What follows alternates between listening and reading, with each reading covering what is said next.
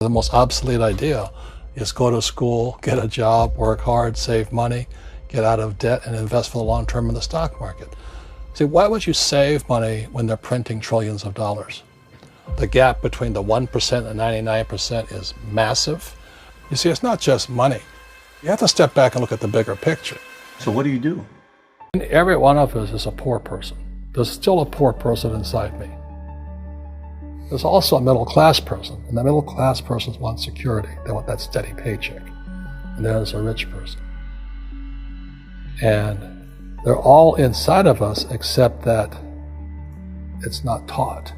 You're taught to go to school, get a job, and get a paycheck. You're not taught to how to get rich. If you read Rich Dad, Poor Dad, my rich dad refused to pay me. He said the paycheck was one of the most damaging things you could take in your life.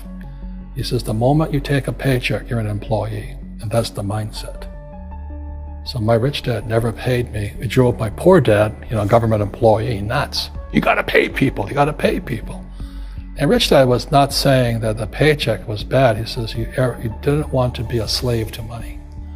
So as an entrepreneur, if Rich Dad folded, I just started another company. I don't need a paycheck. I don't need anybody to take care of me.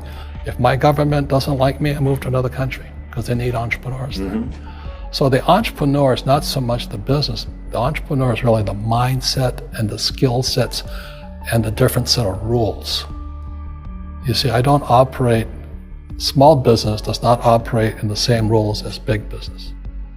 Entrepreneur is a mindset first, a skill set, and rules. And depending upon whether you're an employee or a small business, the rules are different. The mindsets are different, the skill sets are different. If you could say one thing to somebody who's never been an entrepreneur and they're thinking about making the leap of faith into becoming an entrepreneur, what could you tell them?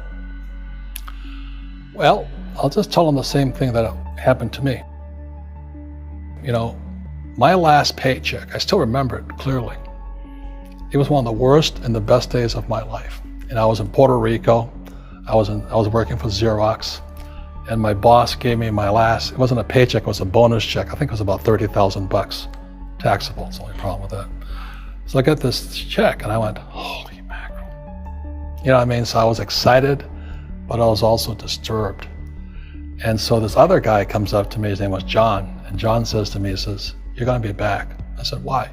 He says, because you're gonna fail. I looked at him and said, look, few expletive words, because that's what he did. He left Xerox, failed, and he came back. And I said, look, you failed and you came back, but I'm gonna fail and I'm never coming back. And that's the attitude. Do you know what I mean? If you say, well, if I fail, I'll go back to mommy and daddy, then that's what you'll do. So if you fail, that's when I became an entrepreneur, because I had no money. I had no money for years.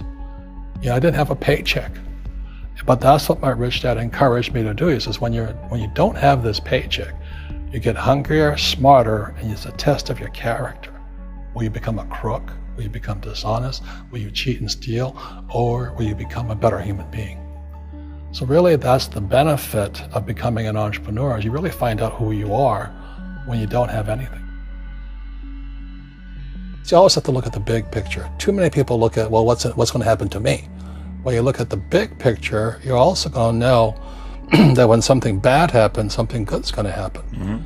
But you got to prepare for whatever is coming.